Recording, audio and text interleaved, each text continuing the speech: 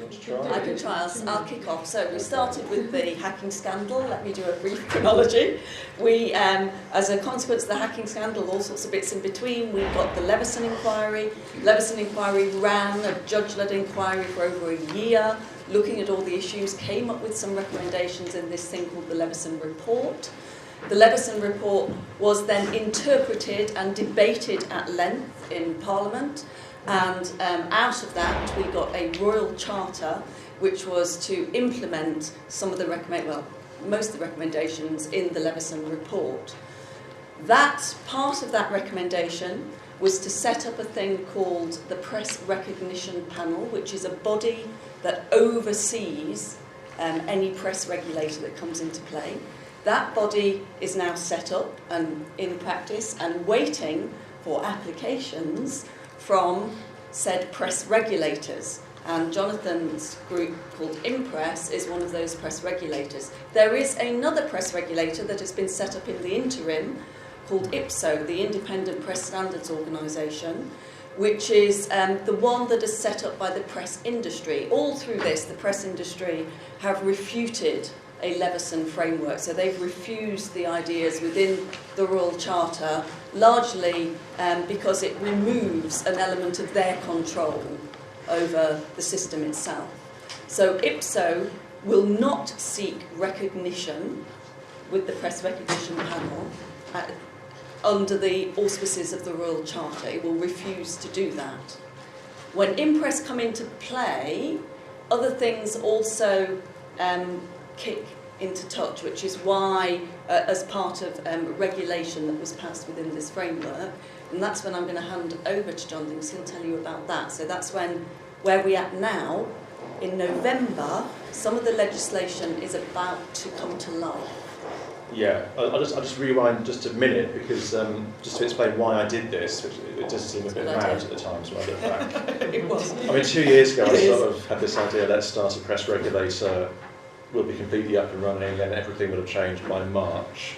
That was like March 2014, yeah. So we might be sort of about 24 months behind schedule. But I did that because I had previously been a journalist and a free speech campaigner for a long time. I ran something called English Pen and gave evidence to Leveson saying, you know, whilst fully understanding what Hacktoff was talking about and the hurt and pain and the abuse of rights that had been perpetrated by some newspapers, possibly more than we still officially know, any solution to that problem, which was to sort of give the state direct power over what the press can publish, how it publishes, who's free to publish, is anathema. You know, however bad the problem, that solution would be worse. That was my basic position at that point. And I really went to Leveson and gave evidence, and I have to say I felt a bit bamboozled at the end. He was like, well, what do you recommend then? And I said, well, I'm not really sure. And I think a lot of us felt like that. But I was really impressed with the solution that Leveson came up with, which was to find this kind of third way between the extremes of, you know, any kind of state regulation where politicians or political appointees have any capacity to influence the content of the press. He said no. On the other hand, any system of regulation that is purely and solely accountable to the press.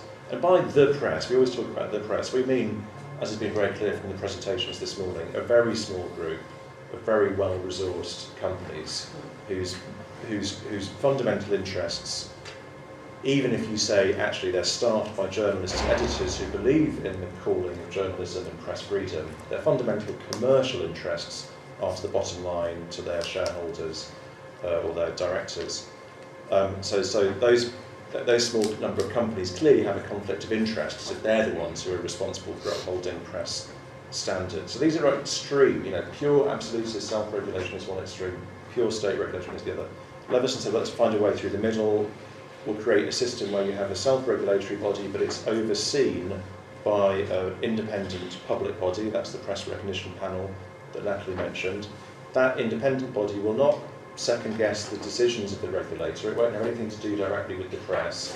It has nothing to say about the decisions that the regulator makes. It's not an appeals body, it's not a tribunal, it simply regulates the processes that the self-regulator follows. So at Impress, we took the Leveson report as distilled in the Royal Charter. It boils down to 23 recommendations that a regulator should follow in order to be a decent regulator. They're really not very controversial. They're about having a fair appointments process. So you've got a board that represents people with expertise, knowledge, but also a diverse board and one that's not entirely dominated by press interests or political interests. It's about having a code of standards that covers issues like privacy, accuracy, and free speech. It doesn't tell you exactly how to cover them, just that it should cover them. It's about having an independent complaints handling scheme, independent investigations scheme, and offering arbitration if something is really quite serious and it looks like someone's actually libelled someone or breached their privacy in a way that's a legal issue rather than just an ethical issue. So that's the kind of the prescription. We've said, okay, we'll follow that prescription. And so what happens then, as Natalie is saying, any self-regulator that is able to demonstrate transparently to the press recognition panel that it meets those 23 criteria, nothing more, nothing less, that regulator can then protect the publishers it regulates. So that's what Leveson said, was that he said, I can see it's going to be really hard to persuade publishers with those commercial interests to get themselves properly regulated. Why would they? There's no market incentive to be independently regulated. In fact, there's quite a strong market incentive pointing in the opposite direction. So he said, we have to create reasons for publishers to want to be regulated. We have to create incentives, a system of carrots and sticks that makes it, basically on commercial grounds, nicer for a publisher to be within a properly independent regulator than it is for them to be outside. And those incentives take the form of protections in any legal actions for libel or breach of privacy. So if and when Impress is up and running and we're regulating probably initially a small number of smaller publishers, some of the alternative independent groups that are here today, they will pay us a small subscription fee. They'll agree to abide by the code of standards, to abide by our decisions, to comply with investigations if we need to make them. In return for that, basically for just saying, yes, we'll be proper journalists, we'll do what we like to tell the public we do, they will be protected against the risk of exemplary damages or costs if they get sued. So in other words, we are there to offer a way of anyone who has a problem with that publisher to resolve it in a straightforward, independent, low-cost way.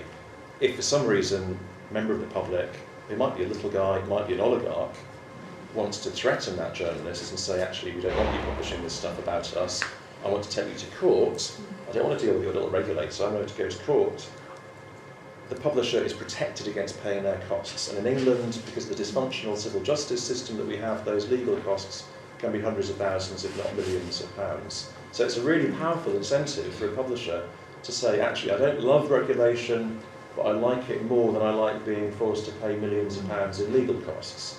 So that's the carrot. The stick is just the opposite of that, basically. It's a very neat sort of system of equal and opposite powers. If you don't want to be regulated in that way, you say, don't do regulation, I don't like this, I know what's best, I can decide what's in the public interest. And in the normal way of things, as a big publisher, I can threaten anyone who sues me, because I can afford those legal bills. You say to that publisher, okay, you don't want to be regulated, someone's got a problem with you, they've got no option but to go to court to deal with it. It's very unfair and unjust that they should then be paying the hundreds of thousands of pounds of legal bills to sue you. You pay their bills. So you see, I hope that explains it. As I said, we can get very much into the detail, but basically a system of sticks and carrots, get yourself properly regulated, you get the carrots, refuse that, you get the sticks. And that pretty much comes into play in November. And the thing that is endlessly distorted about it, they say this is the end of 300 years of press freedom, is what you hear the big newspaper groups say. Is that, it's actually quite the opposite. It will actually protect press freedom from, those big multinational companies who might turn around to a newspaper group and say, if you print that about us, say it's Shell, you print that about us, we'll take you to the courts and we'll sue you and actually for many newspapers have said for many years that's a real problem for them, even if it is in the public interest. They know that the cost they're going to have to meet through that process may not be worth that little bit, that one notion of public interest journalism that they are able to tell. So, and actually this system will force, by going through arbitration, a system, a very cheap form of arbitration, will prevent that from happening.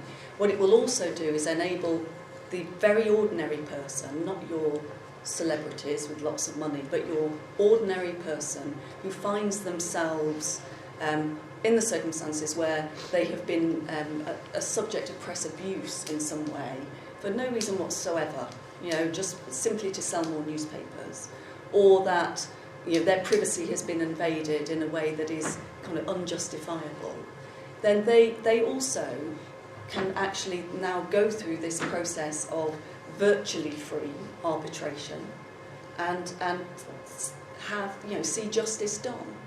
And at the moment, that is only really open to individuals who are incredibly wealthy. Incredibly wealthy. I mean, it's you've got to have an awful lot of money. So those big kind of, it's holding all the bullies in check at each level. And that might be a newspaper group bully, but it might be somebody else as well. It might be another organisation who's trying to bully a newspaper. So it works both ways, and that's the story you never get heard within the mainstream newspaper groups, because they want you to feel that it's completely the opposite. Just one more thing I'll just say before, I'm sure people have got thoughts and ideas, but the challenge for us, at Impress, we said 2 years ago, when it became clear that the big newspaper groups weren't going to go along with these recommendations, we were a bit like, well now who do you lobby about this? You can't lobby government, because actually it's not government's business. Government have done the bit they need to do. They've created this legal framework and then sort of stepped back and tied their hands. Said it's not we've gone this far but no further.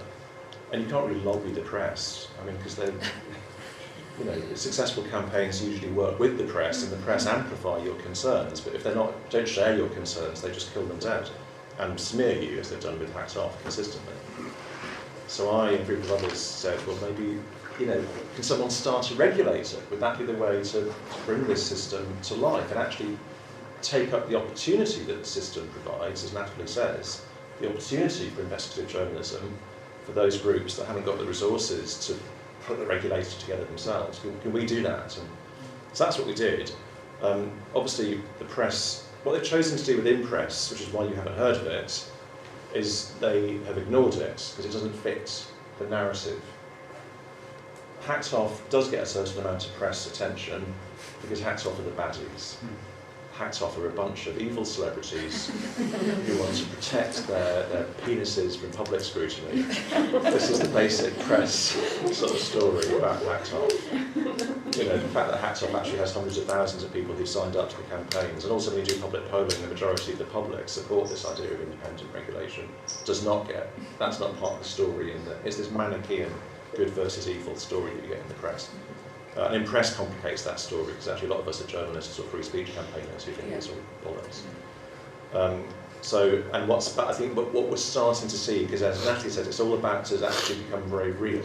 Because on November the 3rd, these exemplary damages provisions, which were created around the time of the Charter after Leveson, they come into effect on the 3rd of November. And then the costs provisions, the thing that protects you from costs if you're regulated and exposes you to them if you're not, they come into being if and when Impress is recognised by the Press Recognition Panel, which will be in the next couple of months. So suddenly we're seeing the big guns of the mainstream newspapers turned against us, and they're just starting to build up. How confident are you in the recognition? You sound like it's going to happen for sure. It's not a formality.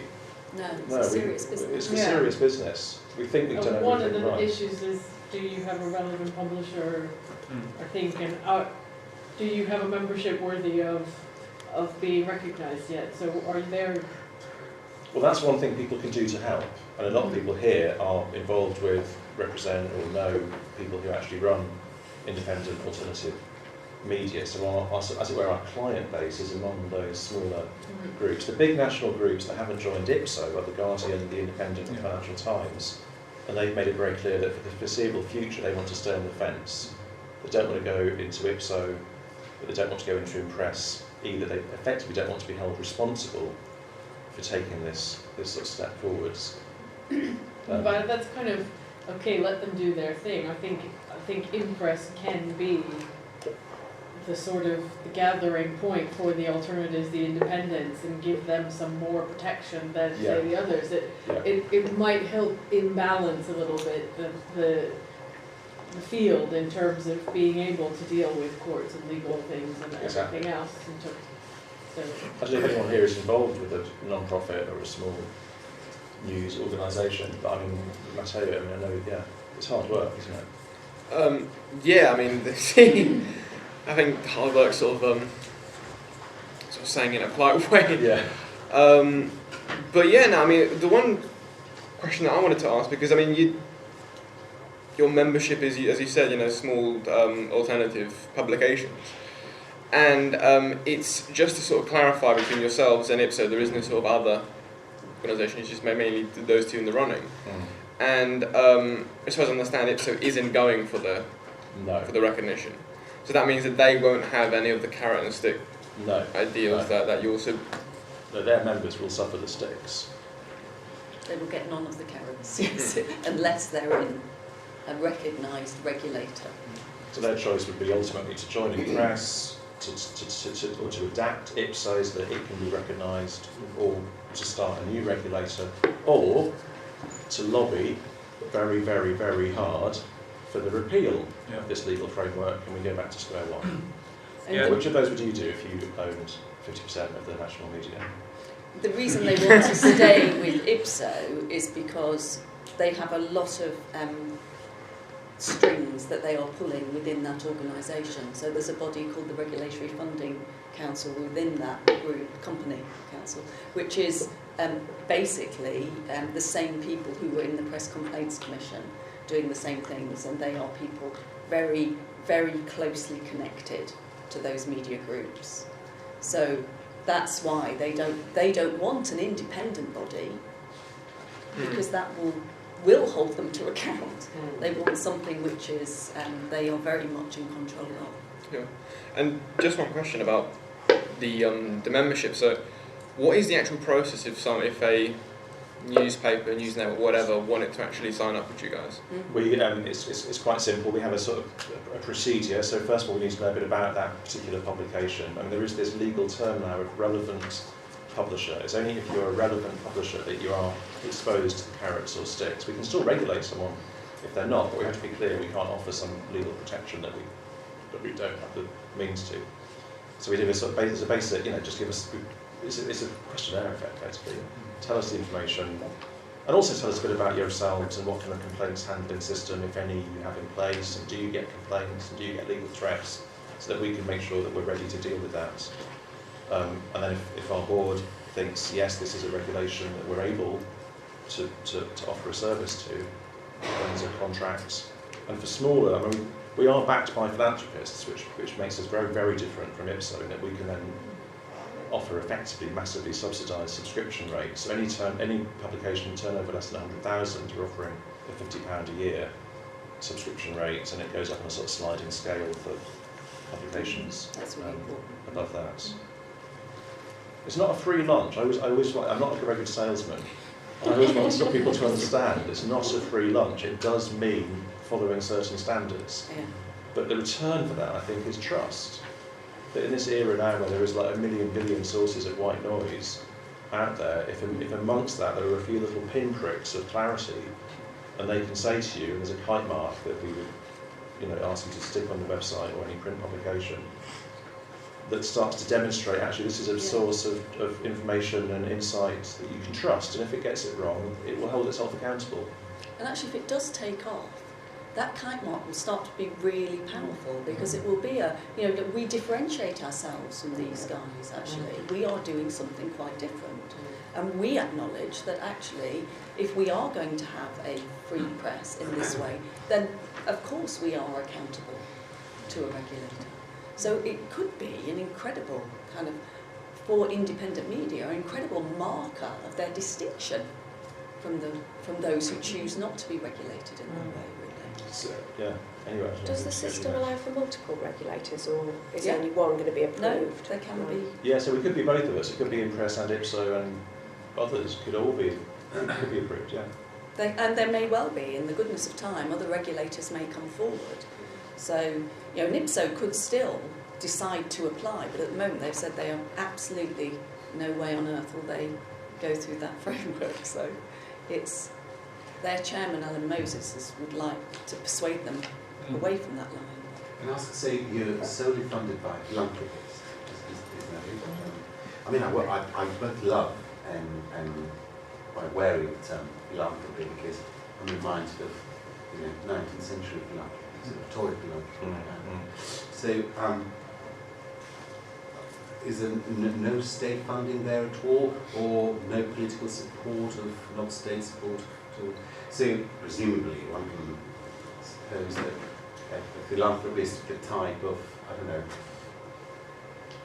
I don't want to name it, I say an unsavoury figure, shall I say, either some sort of process whereby you would say, no, we don't want your money, X. Well, what we've done is to, in order to avoid that, on the state funding, it's a really interesting point, because my initial feeling was there's no way on earth we can take state funding. But I found out recently there's a number of independent press councils in other European countries which do take state funding. The German Press Council is a completely independent body, but it is 1/3 funded by the state. And it's very much about political culture and social economics in these different countries, attitudes towards the state, attitudes towards civil society, the capacity for private wealth. So obviously in this country we have quite a large, not as big as in the US, but quite a large voluntary sector, which is funded either by big philanthropists or small donations from members of the public. What we don't want to impress is to sort of go from one extreme to another. So it's not like saying we don't want to be funded by big papers. Oh, but it's fine, we can be funded by billionaires, and they can control us. That's not a good idea. Because they haven't made the money of the billions in the most, robust. Well, we don't know how they made it themselves or inherited it or whatever. But so what we did is to say, look, we don't want either to have that direct source of funding or multiple sources of funding where we have to be busy sort of fundraising and managing donors. And if you're managing a donor and then dealing with a complaint from that donor, that is the biggest conflict of interest you can imagine. So what we did was talk to some of these potential donors and say, look, we're really happy to get your support.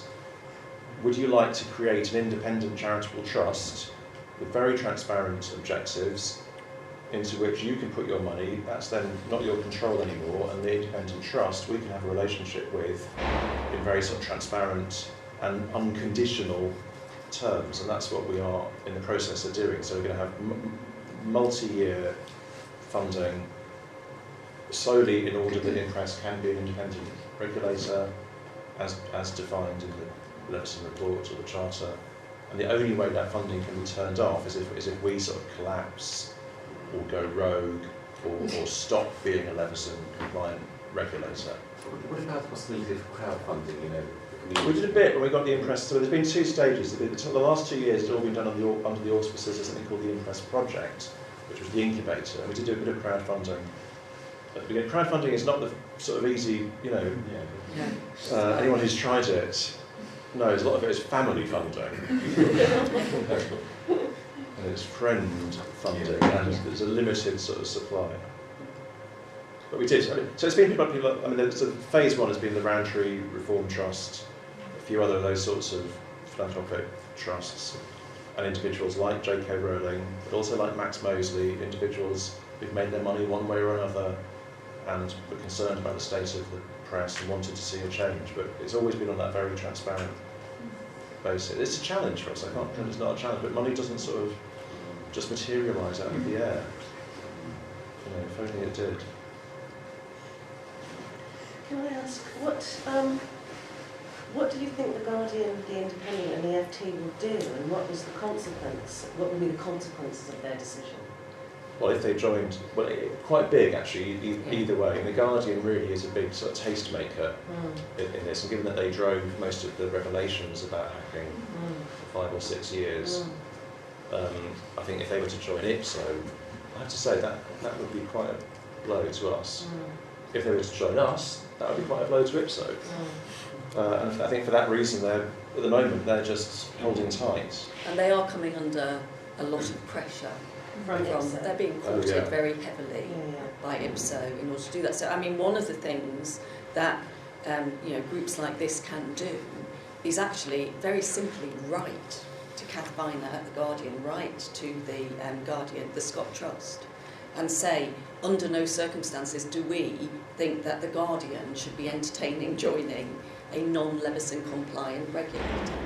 And that's a really, they are still one of the newspapers who do take account, actually, of those letters and those voices, and persuading their journalists to say the same things. There's very many journalists who are very supportive of, Hacked Off and In the Press, who work at The Guardian.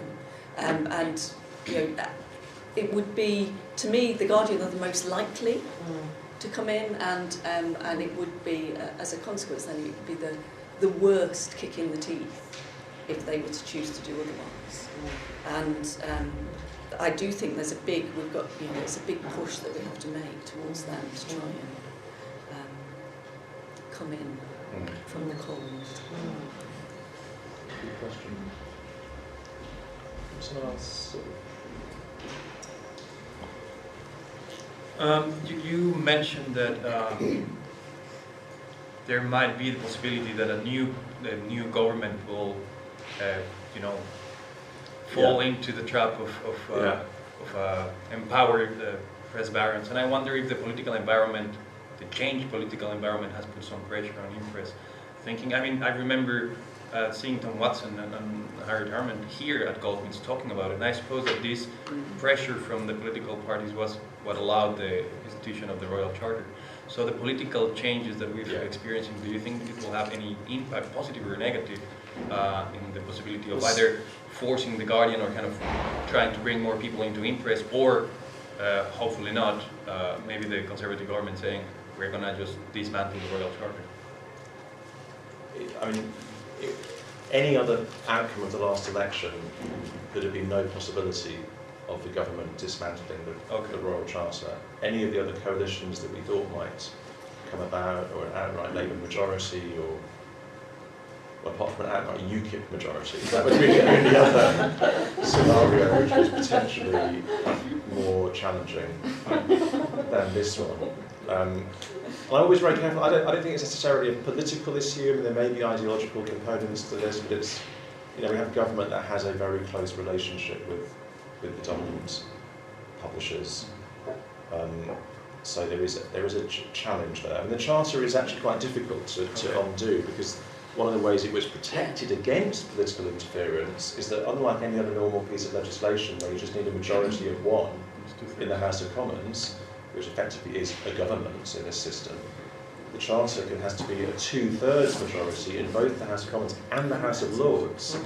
And the Lords aren't as easily whipped as the Commons, so even with a majority of Conservative peers, they would have real trouble. Particularly on this issue. On doing this. And actually the Lords are very strong on this issue, because of the lack of politicisation. So there is a threat, you're right, there's a different risk profile, but it would be tough.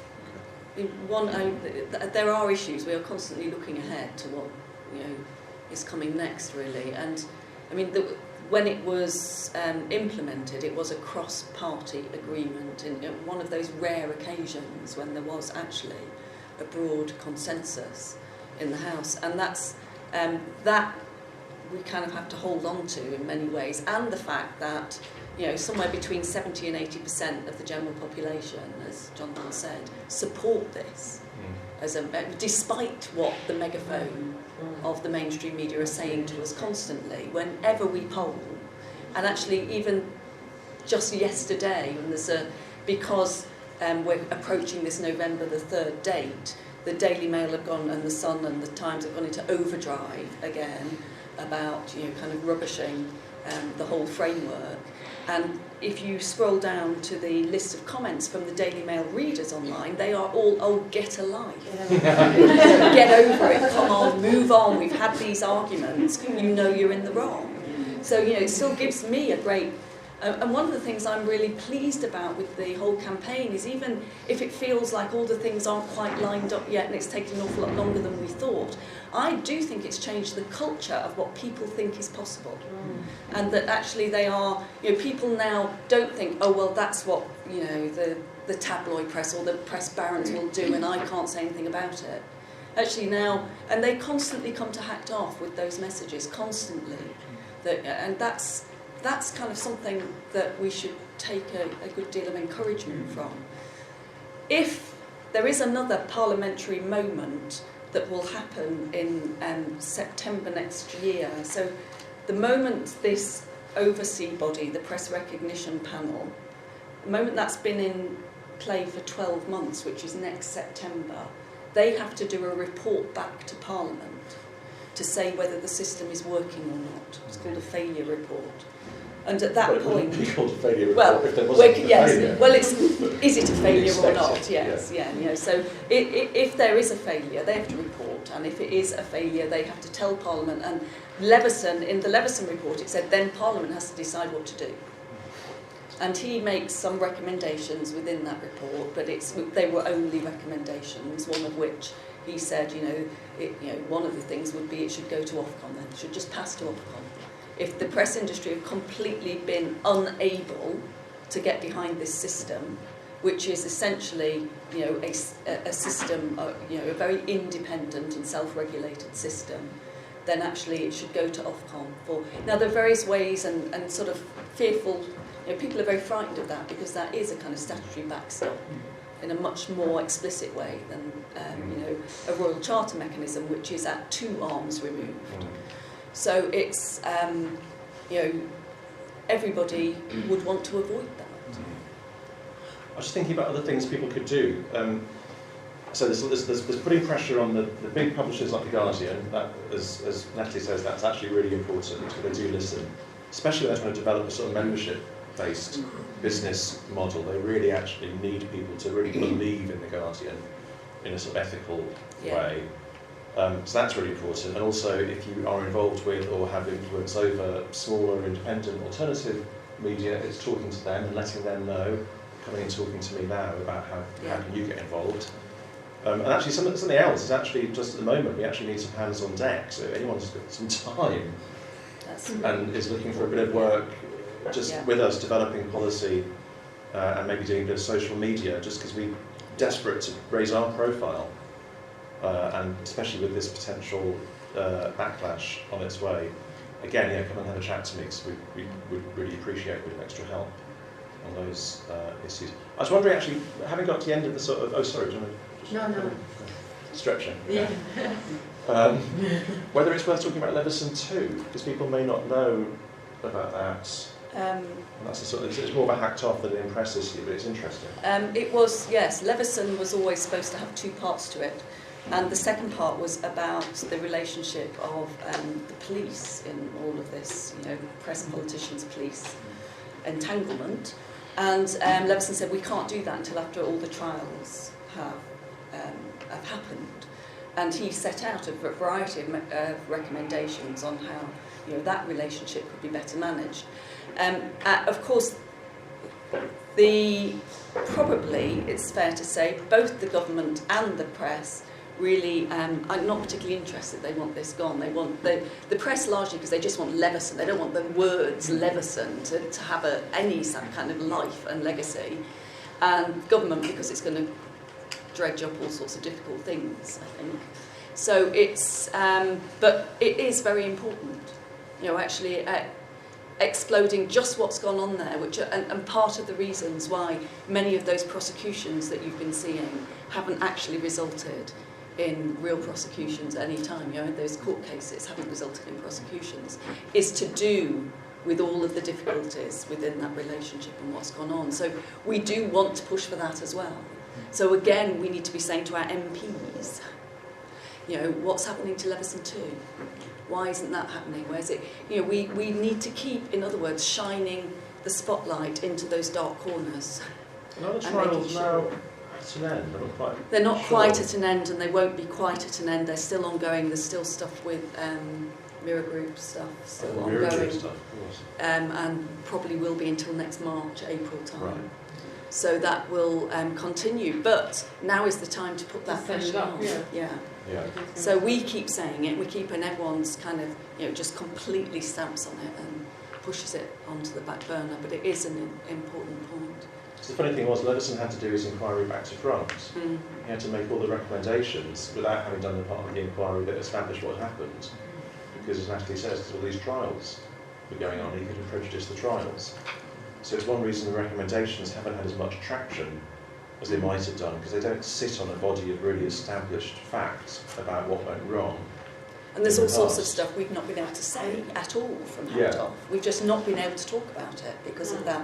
Otherwise you prejudice the trials in certain ways. So, you know, we constantly feel like we are hampered. I just want to challenge what you just said about it not sitting on a body of fact. There is still a massive amount of evidence in that Leveson, and I think one thing that is not being done that could be done is to go back to some of that evidence. I mean, it's an amazing resource such an archive. All sorts of things that have gone wrong, and very clear admission of things that just should not be part of a healthy democratic culture between politics and press. And that, you know, since there's a lot of students in the room, but also a lot of journalists, you know, people who work in independent media, somebody still needs to be going back to that evidence and saying, okay, what is it? What is then also the rest of the story? What does this mean? You know, we can't just let these things lie, because a lot of people have put a lot of effort into taking Leveson's recommendations and what's happening and implementing, and that's all great, but we're still sitting on a whole bunch of stuff that was just spewed out there and could also be used. And it is, I mean, you know, so few people, I think, have read that full Leveson report, let alone gone into all the different archives. No, I haven't. All the different, you know, you can actually go and read all the evidence as well. You know, it's not just the report itself. So there's an awful lot of material there. I mean, one, for those academics here, you know, I would love to see somebody put in a funding bid to properly archive it and properly categorise it so that it's really, really searchable. At the moment you can search it, but it's really clunky. That's what I especially love is a bit that someone categorised all the times when senior newspaper executives said, we would like some statutory backing for a new system of regulation. And they said it lots and lots and lots of times. During the inquiry. Lots you would of not times. know that from the newspaper history, the official sort of history of Leveson.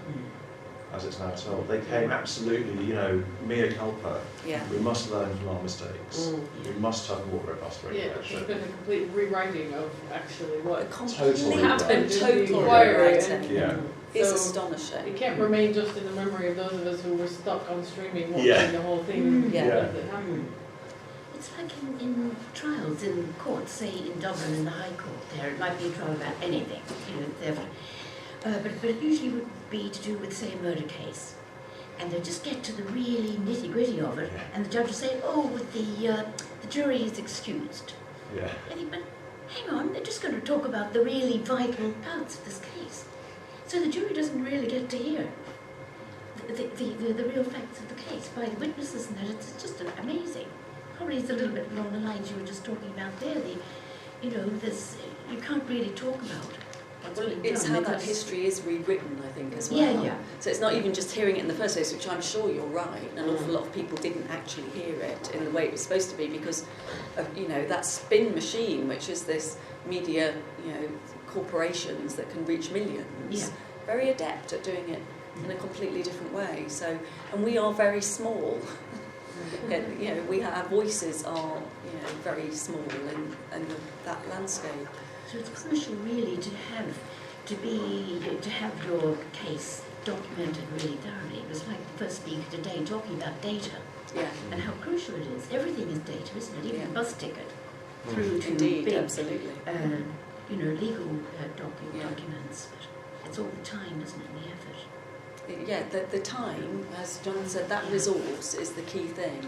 You know, one of the things that was really obvious with the Rebecca Brooks trial was, you know, they had, News Corp had, you know, something like a team of, what was it, 22 barristers, leading counsel, and the CPS had one. Wasn't it the most expensive defence ever? It was just astonishing. And all they did was overwhelm this poor guy with stuff. So and there's no way on earth he could keep constant up with legal argument. Constant, jury is dismissed, media are dismissed, we've got to have a legal argument, we've got to have a legal argument about the previous legal argument, we've got to have another legal argument. And there was no way on earth that poor guy could manage that at all. It was him and two assistants. I'm just filming that, isn't there? Who do you have already, I mean, in terms of publications, in terms of, do you have any sort of names and titles that we're looking at? Yeah, I know it frustrates people, but we haven't talked about the names and titles yet because they're small and there's a small number of them. And we're conscious that when we want to publish them when the number is a little bit bigger, because they may come under scrutiny as well. So we want there to be a sort of safety in numbers before we talk about who they are. But they're proper. There are new magazines about. I mean, I presume you would represent periodicals too, such as, I don't know, if you say Jacobin or Salvage wanted to come to you, they would be more than welcome. As far as I know, yeah. As I say, there's a procedure to follow, but I certainly would love to hear from them. Yeah. It can be. I'm just to be really clear as well. I haven't actually said this because it's so obvious, but people sometimes don't understand. We're talking about digital as well as print. This is not just about print. The system, and one of the most stupid things people say about Leveson is it was blind to the internet. I mean, he doesn't say much about the internet, but it completely works in a digital age. It actually works really well in a digital age because it's a voluntary system, and he's not sort of saying, yeah, we'll regulate print, but whatever happens online is beyond our capacity. It's a voluntary system. He says if you want to be regulated, however you produce, whatever platform, come and be regulated. If you don't find yourself regulated by Ofcom, then you can do it. You can join. Yeah, that's a good one. If you are Ofcom regulated, I mean, you could join, but it would why make would sense. you? But if you feel the need to be part of some scheme and you're not regulated by Ofcom, then it would be an obvious thing to say, well, I'm going to join Impress, so that I don't end up with. Exactly. I imagine your existing and prospective members are probably the ones that are in the least need of regulation. And I'm just thinking in terms of the kind of long-term vision. How do you see yourselves getting around the problem of having a this kind of two-tier or multi-tier regulatory system? I mean, I'd imagine that your ultimate ambition would be to try and get some of the heavyweight national tabloids in particular into a regulatory framework along the lines that you provide. Yeah. Could you imagine, for instance, down the road considering a merger with Ipso if they were willing to accept some kind of press? I mean, we've always sort of said the long-term aim is to have a decent, flexible, voluntary but effective regulatory framework. And if Impress is a big part of that or a small part of that, that's kind of secondary to the fact that the framework works. So all those, we don't put any scenario off the table in terms of how it plays out. In terms of the smaller publications, I mean, so yes and no, actually. A lot of people, people here today are coming into media because they feel there's a gap, that their interests aren't being met, their community isn't being served. But they haven't necessarily come through professional journalism routes and haven't necessarily got the sort of training, the legal training, the ethical training that a professional journalist would have. So there's some really, noble, public-spirited news organisations which actually can get things wrong. They can get things quite badly wrong. And they think they're doing something important and they're the driving force of the new age of investigative journalism, but they've actually really messed it up.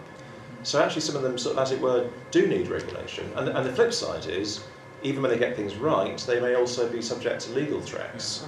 So they might be writing about a local politician or businessman or football club very often at a local level, and they get a letter from the London law firm saying, if you don't take this down immediately, you are facing costs which are already standing at £50,000 and the clock is ticking. So they both need regulation, and actually they sometimes need a bit more support and advice on standards, and they would benefit from the protections. But in the long term, the business model would be very strained, even if we were regulating hundreds of these, paying the sorts of fees that we're talking about. It's very hard to make. So either we need to have a sort of mixed model where we continue to have some philanthropic support alongside the smaller journeys, or we have to bring in some of the bigger groups. If you think of all those debates around the local press being in the pockets of the local businesses endlessly, and they won't say anything against them because they're advertising in their newspaper and all that sort of thing, you would have thought this form of regulation would actually be really in their favour. If journalism, independent journalism in the public interest was on their radar in any way, shape or form. Yeah. Thank you all very much for coming. Thank you.